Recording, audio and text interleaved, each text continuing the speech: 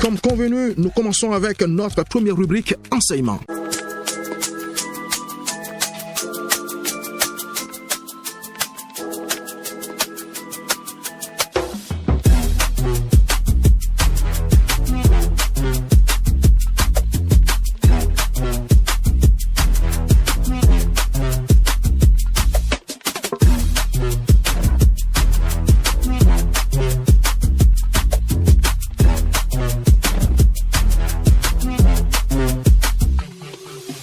Aujourd'hui, nous avons le bonheur de recevoir le serviteur de Dieu, le prophète Joël Ayatollah du ministère Yeshua Ministry International pour nous entretenir sur le thème « Comment peut-on prier efficacement ?» Bienvenue prophète sur cette émission. Bonsoir tout le monde, bonsoir chers amis, bonsoir les auditeurs, les auditrices de l'émission L'heure du Gospel. Tout de suite, ma première question, c'est quoi la prière? La prière, c'est une capacité qui est donnée à l'homme d'avoir le contact avec Dieu.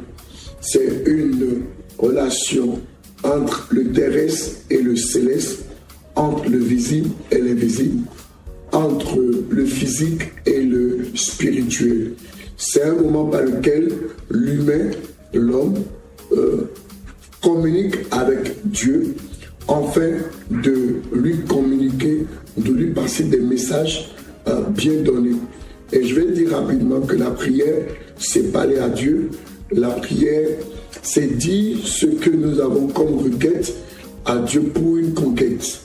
Et la prière, c'est pour moi un moment précieux, spirituel, privilégié que nous avons d'être assis à la même table que Dieu, à la même fréquence que Dieu, d'échanger avec Dieu, qui est au fait notre Père.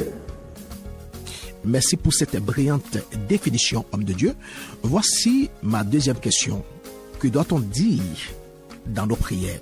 Ou, je pose la question autrement, que doit dire le chrétien dans ses prières? Que doit dire le chrétien dans ses prières? Vous savez, les disciples étaient dans une difficulté d'avoir des résultats dans leur vie. Et puis ils ont posé la question à Jésus-Christ après avoir constaté que Jésus-Christ était un homme de prière. Alors ils ont demandé à Jésus-Christ comment ils allaient prier. Et Jésus leur a donné un modèle de prière qui était le Notre Père.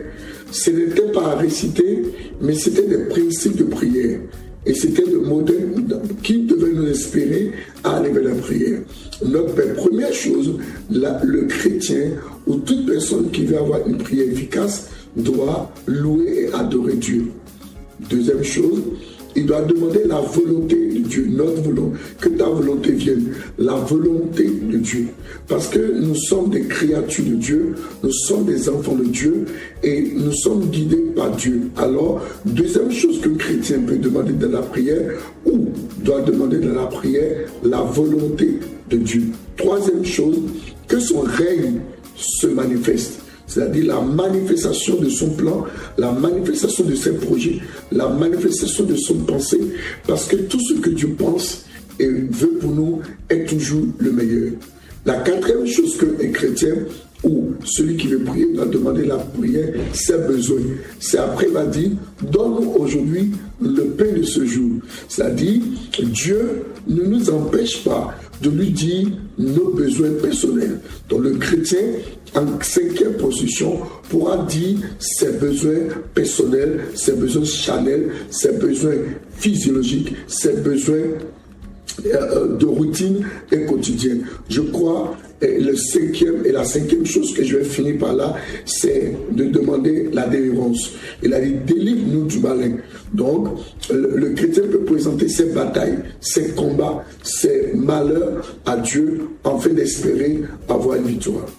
Y a-t-il une manière particulière ou des heures spéciales pour prier efficacement?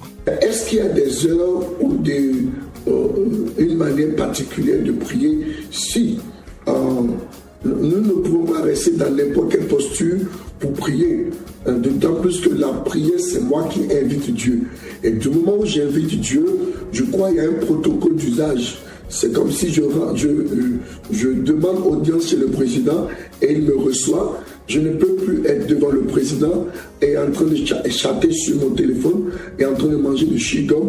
Non, ce moment est solennel. Donc, je crois qu'il y a des manières, il y a des méthodes, il y a des heures à laquelle nous devons prier. Il y a des heures auxquelles nous devons prier. Je crois, par exemple, des heures que je vais proposer, je vais prier, c'est très tôt le matin ou tard dans la nuit.